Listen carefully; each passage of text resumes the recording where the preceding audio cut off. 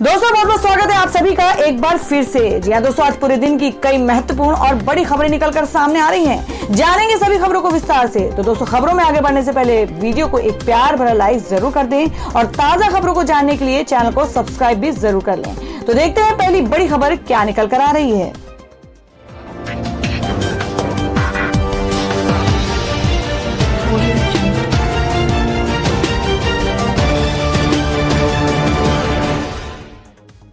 तो दोस्तों, आज की पहली बड़ी खबर बताते हैं जो कि बिहार विधानसभा चुनाव को लेकर है कि नीतीश कुमार का ऐलान।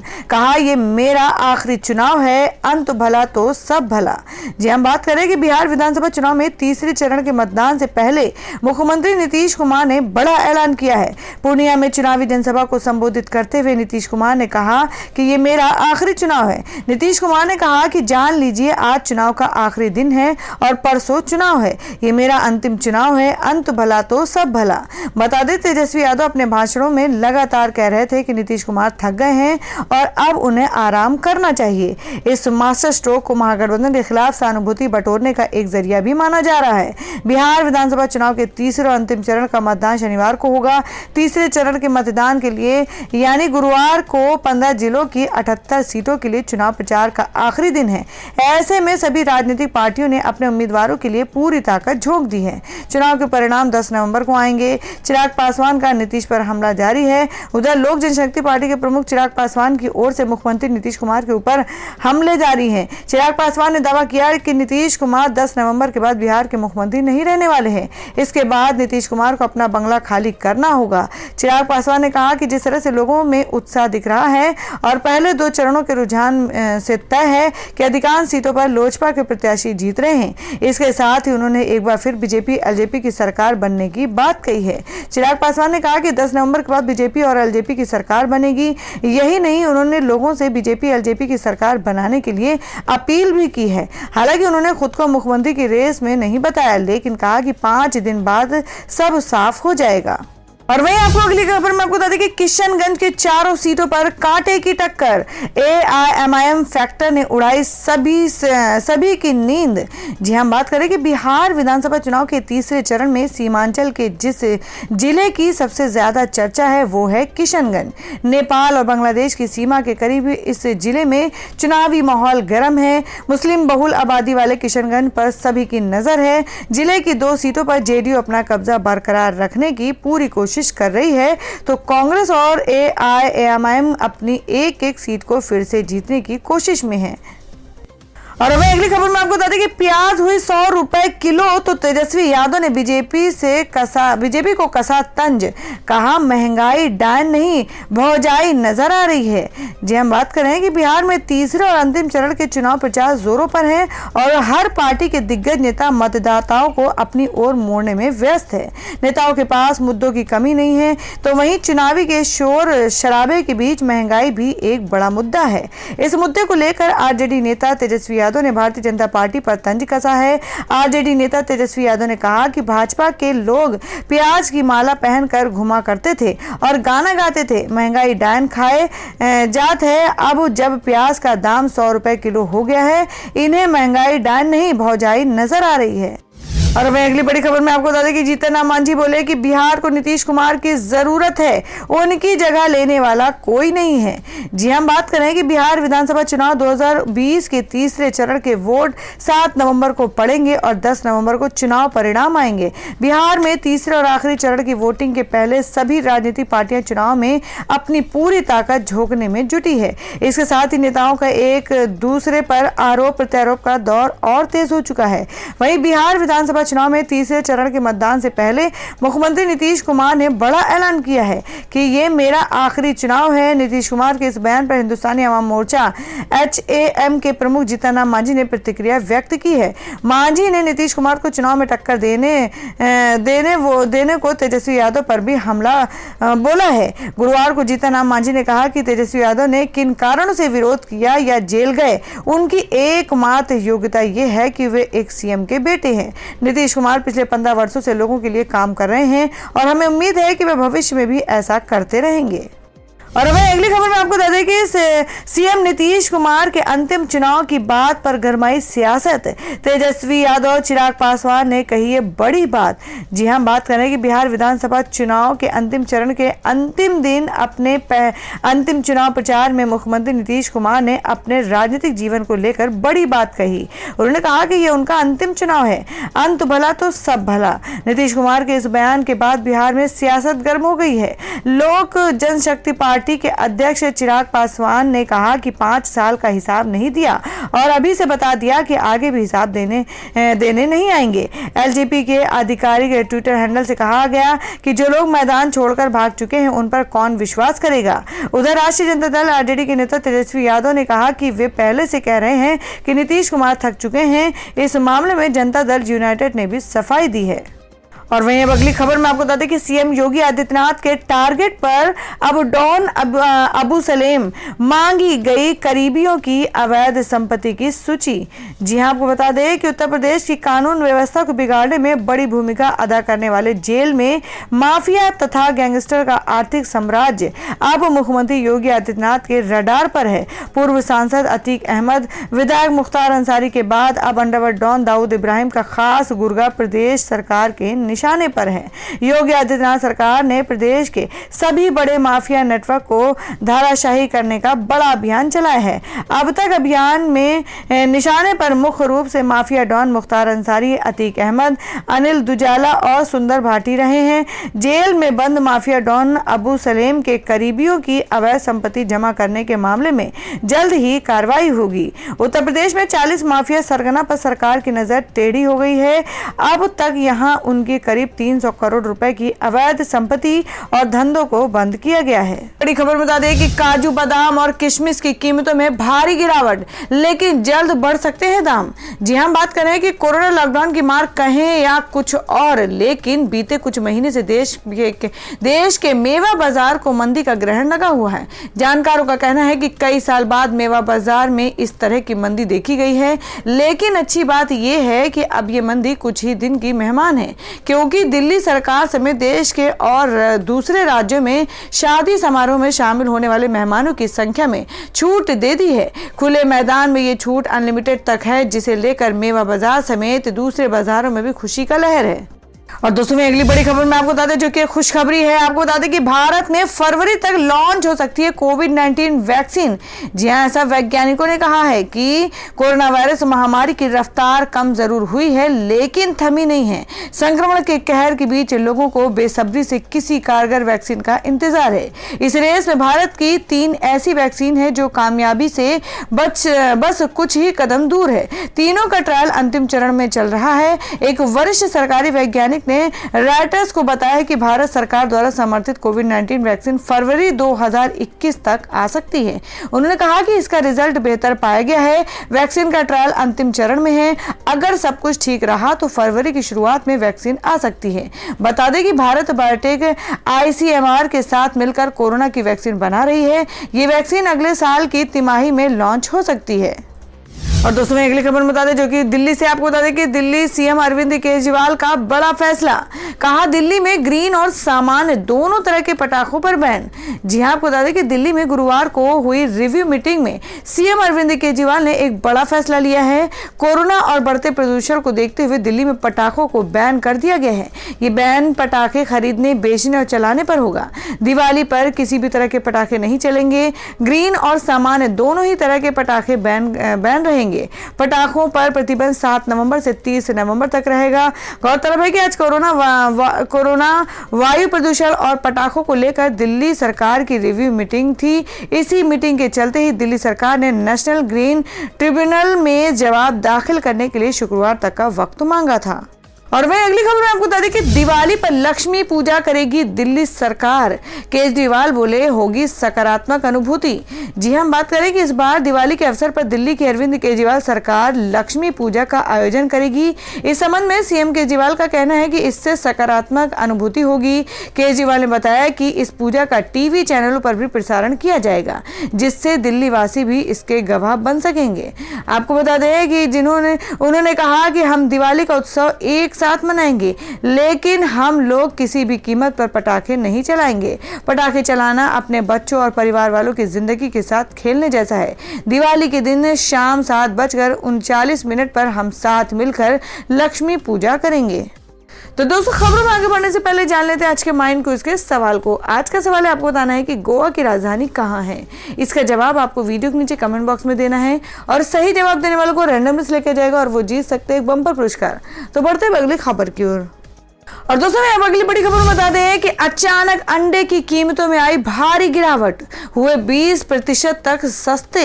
जी हाँ, हम बात कर रहे हैं कि अंडा खाने वालों के लिए एक बड़ी खुशखबरी है। सर्दियों का सीजन शुरू होने से पहले ही अंडे के दाम गिरना शुरू हो गए हैं। महज 4 दिन में ही चौंकाने वाले रेट कम हुए हैं। आपको बता दें कि बेशक अब नवरात्र नहीं चल रहे हैं, लेकिन अंडे के दाम कम होने के पीछे एक बड़ी वजह नवरात्र के 9 दिन ही बताए जा रहे हैं। हालांकि हैरान करने वाली बात यह है कि नवरात्र के दौरान अंडा महंगा बिक रहा था, जबकि इस दौरान अंडा ही नहीं कि चिकन भी सस्ता हो जाता है। राहत की बात यह है कि कोरोना और लॉकडाउन के चलते सर्दियों में अंडा महंगा होने के कयास लगाए जा रहे हैं। थोक कारोबारी और मान्या ट्रेडर्स के राजेश राजपूत ने कुछ मीडिया को बताया कि एक हफ्ते के दौरान थोक बाजार में 100 अंडों का रेट 538 रुपए तक चल रहा था, लेकिन इसके बाद अंडे के दाम सीधे 490 रुपए पर आ गया। मंगलवार को 465 रुपए के 100 अंडे बिके थे, वहीं बुधवार को अंडों का रेट 462 रुपए रहा। लेकिन हकीकत यह है कि स्टॉक को देखते हुए खुले बाजार में बुधवार को अंडे के रेट 440 रुपए तक आ गए थे। यह अलग बात है कि रिटेल के दुकानदारों ने रेट कम कर अभी तक अपने ग्राहकों को राहत नहीं दी है। और दोस्तों, मैं अगली बड़ी खबर में आपको बता दें कि 15 लाख सरकारी कर्मचारियों के लिए दिवाली तोहफा। सरकार ने किया 30 दिन के बोनस का ऐलान। जी हां, आपको बता दें कि केंद्र सरकार ने दिवाली से पहले अपने 30 लाख सरकारी कर्मचारियों के लिए बोनस का ऐलान किया। सरकार ने बोनस के ऐलान के साथ ही कर्मचारियों की दिवाली को और रौनक कर दी। वहीं अब केंद्र सरकार के बाद उत्तर प्रदेश की योगी सरकार ने अपने प्रदेश के सरकारी कर्मचारियों को बेहतरीन तोहफा दिया है। यूपी सरकार ने प्रदेश के सरकारी कर्मचारियों के लिए दिवाली बोनस का ऐलान किया है। सरकार की घोषणा के बाद अब उत्तर प्रदेश के कर्मचारियों को 30 दिन की सैलरी बोनस के तौर पर मिलेगी। सरकार के इस ऐलान का लाभ प्रदेश के 15 लाख कर्मचारियों को होगा। आपको बता दें, केंद्र सरकार के बाद उत्तर प्रदेश सरकार ने अपने कर्मचारियों को दिवाली का तोहफा दिया। योगी आदित्यनाथ ने सरकारी कर्मचारियों को दिवाली का तोहफा दिया है। मोदी सरकार के बाद अब योगी आदित्यनाथ सरकार ने भी प्रदेश के कर्मचारियों के लिए बोनस का ऐलान किया है। यूपी सरकार ने कर्मचारियों को 30 दिन की सैलरी के बराबर बोनस देने का ऐलान किया है। सरकार ने 15 लाख कर्मचारियों को बोनस देने का फैसला किया है। कैसे मिलेगा बोनस का पैसा? जी आपको बता दें कि सरकार ने बोनस के ऐलान के साथ कहा है कि बोनस का 75% पैसा कर्मचारियों के प्रोविडेंट फंड खातों में जमा किया जाएगा। वहीं बाकी का 25% पैसा कर्मचारियों को नकद दिया जाएगा। मुख्यमंत्री योगी आदित्यनाथ के निर्देश पर कर्मचारियों को वित्तीय वर्ष 2019-20 के लिए 30 दिन के बोनस का भुगतान करने का फैसला किया गया है। सरकार ने कहा कि जिन कर्मचारियों का पीएफ खाता नहीं है, उन्हें 75% रकम नेशनल सेविंग सर्टिफिकेट के तौर पर दी जाएगी। तो दोस्तों, खबरों में आगे बढ़ने से पहले एक बार फिर से आपको याद दिला दें कि अगर आपने अभी तक हमारी वीडियो को लाइक नहीं किया तो जल्दी से वीडियो को लाइक कर दें, क्योंकि आपका एक लाइक हमारे लिए बहुत ही महत्वपूर्ण होता है। और अगर आप हमारे चैनल पर नए हैं तो चैनल को जरूर सब्सक्राइब कर लें और बेल के बटन को भी जरूर हिट कर दें। और हमारी पूरी न्यूज को जानने के लिए वीडियो को लास्ट तक जरूर देखें। बढ़ते अगली खबर की ओर। और अब अगली खबर में आपको बता दें कि सीबीआई की एंट्री पर रोक लगाने 8वां राज्य बना झारखंड। जांच से पहले लेनी होगी इजाजत। जी हां, बात कर रहे हैं कि महाराष्ट्र, राजस्थान और केरल के बाद अब झारखंड सरकार ने सीबीआई को राज्य में जांच करने के लिए दी गई आम सहमति को वापस ले लिया है। सीबीआई को अब झारखंड में कोई जांच करने के लिए जाने से पहले राज्य सरकार से इजाजत लेनी होगी। झारखंड ऐसा करने वाला देश का 8वां राज्य बन गया है। आपको बता दें, गैर भाजपा शासित राज्यों राजस्थान, महाराष्ट्र, केरल और झारखंड भी इस सूची में शामिल हो गया है। गुरुवार को हुई कैबिनेट की बैठक में यह फैसला लिया गया है। इससे पहले छत्तीसगढ़, आंध्र प्रदेश और पश्चिम बंगाल सरकार ने सीबीआई को दी गई आम सहमति वापस ले ली थी और इन राज्यों का आरोप है कि बीजेपी शासित केंद्र सरकार राजनीतिक विरोधियों को परेशान करने के लिए केंद्रीय जांच एजेंसियों का दुरुपयोग कर रही है। और वहीं अगली खबर में आपको बता दें कि हरियाणा में प्राइवेट नौकरियों में स्थानीय लोगों को मिलेगा 75% आरक्षण। जी आपको बता दें कि हरियाणा सरकार ने गुरुवार को स्थानीय युवाओं को राज्य की निजी कंपनियों में 75% आरक्षण देने वाला विधेयक विधानसभा में पास कर दिया। इस विधेयक के पास होने के बाद अब हरियाणा में प्राइवेट नौकरियों में भी स्थानीय लोगों के लिए 75% सीटें आरक्षित होंगी। हरियाणा के उप मुख्यमंत्री और जननायक जनता पार्टी जेजेपी के नेता दुष्यंत चौटाला ने ट्वीट कर इसकी जानकारी दी है। आपको बता दें प्राइवेट सेक्टर में 75% आरक्षण का ऐलान करते हुए हरियाणा के डिप्टी सीएम दुष्यंत चौटाला ने कहा कि हरियाणा के लाखों युवाओं से किया हमारा वादा आज पूरा हुआ है। अब प्रदेश की सभी प्राइवेट नौकरियों में 75% हरियाणा के युवा होंगे। सरकार का हिस्सा बनने के ठीक 1 साल बाद आया ये पल मेरे लिए भावुक करने वाला है। जननायक की प्रेरणा और आपके सहयोग से सदैव आपकी सेवा करता रहूं, यही मेरी कामना है। और अब दोस्तों में अगली बड़ी खबर में आपको बता दें कि आत्महत्या मामले में टीवी एंकर अर्नब गोस्वामी को नहीं मिली अंतरिम राहत, कल फिर होगी सुनवाई। जी हां, बात करें कि इंटीरियर डिजाइनर को आत्महत्या के लिए उकसाने के आरोप में गिरफ्तार किए गए रिपब्लिक टीवी के editor in chief Arnab Goswami को बॉम्बे हाईकोर्ट से राहत नहीं मिल पाई है। गुरुवार शाम को इस मामले पर सुनवाई करते हुए बॉम्बे हाईकोर्ट ने अर्नब गोस्वामी को अंतरिम राहत देने से इनकार कर दिया। अदालत ने मामले को यह कहते हुए शुक्रवार 3 बजे के लिए सूचीबद्ध कर दिया कि वह मामले को विस्तार से सुनना चाहता है। इससे पहले सुनवाई के दौरान अर्नब गोस्वामी के वकील अबाद पोंडा ने कहा कि मामला फिर से खोलने के बाद नई जांच शुरू करना आपराधिक कानून के सिद्धांतों के खिलाफ है। इसी आधार पर अर्नब के वकील ने अपने मुवक्किल के लिए अंतरिम राहत की मांग की। अर्नब के वकील ने कहा कि मामले में 2019 में पुलिस द्वारा दायर ए समरी को मजिस्ट्रेट ने स्वीकार कर लिया था और वो बरकरार है, जिसे चुनौती नहीं दी गई है। वकील पोंडा ने कहा कि एक नागरिक को अवैध रूप से हिरासत में लिया गया है, यहां तक कि 1 सेकंड के लिए किसी की अवैध हिरासत को संवैधानिक अदालत द्वारा नहीं माना जा सकता है। इसलिए मेरे मुवक्किल को अंतरिम राहत प्रदान की जाए। इस पर हाईकोर्ट के जस्टिस शिंदे ने कहा कि अन्य महत्वपूर्ण मामले लंबित हैं। कल छुट्टियों से पहले आखिरी दिन है। हम ये स्पष्ट कर रहे हैं कि हम गहराई से जांच करने के लिए तैयार हैं। हमें प्रतिवादी को जवाब देने का अवसर देना होगा। इससे पहले बुधवार को अलीबाग के मजिस्ट्रेट कोर्ट ने अर्नब को 14 दिन की न्यायिक हिरासत में भेज दिया था।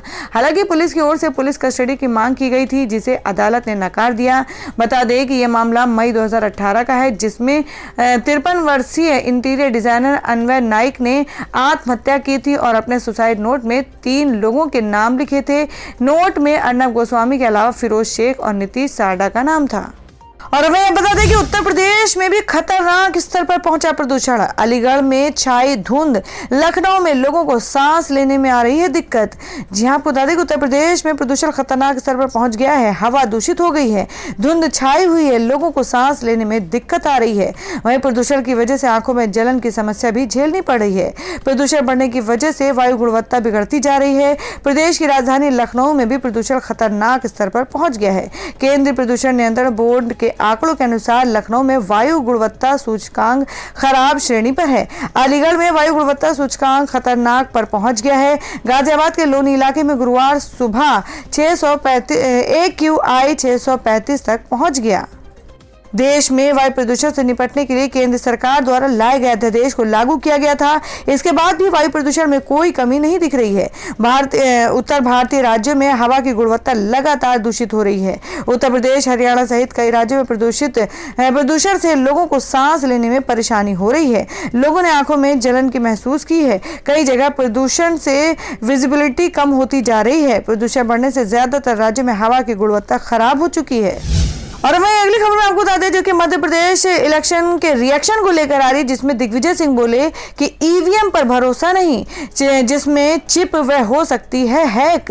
जी हम बात कर रहे हैं कि मध्य प्रदेश की 28 विधानसभा सीटों पर उपचुनाव के लिए मतदान हुए। कोरोना महामारी में हो रहे इस उपचुनाव में मतदान केंद्र पर लोगों के लिए थर्मल स्क्रीनिंग और सैनिटाइजेशन के इंतजाम किए गए। 63 लाख मतदाता 355 उम्मीदवारों की किस्मत का फैसला करेंगे। इन उपचुनाव में शिवराज सिंह चौहान सरकार के 14 मंत्रियों के भाग्य का भी फैसला होगा। चुनाव नतीजों से तय होगा कि भाजपा सरकार में बरकरार रहेगी या कांग्रेस फिर सत्ता में वापसी करेगी। वहीं कांग्रेस नेता दिग्विजय सिंह ने कहा कि तकनीकी युग में विकसित देश ईवीएम पर भरोसा नहीं करते, पर भारत व कुछ छोटे देशों में ईवीएम से चुनाव होते हैं। विकसित देश क्यों नहीं कराते? क्योंकि उन्हें ईवीएम पर भरोसा नहीं है, क्योंकि जिसमें चिप है वह हैक हो सकती है। तो दोस्तों, ये थी अब तक की सभी बड़ी खबरों की अपडेट्स। टुडे ब्रेकिंग न्यूज और लेटेस्ट खबरों को देखने के लिए हमारे चैनल को सब्सक्राइब जरूर कर लें, वीडियो को लाइक और शेयर भी जरूर कर दें अपने दोस्तों और रिलेटिव्स के साथ। तो दोस्तों, फिर मिलेंगे काम की खबरों और सरकारी योजनाओं की एक और नई वीडियो के साथ। तब तक के लिए धन्यवाद दोस्तों।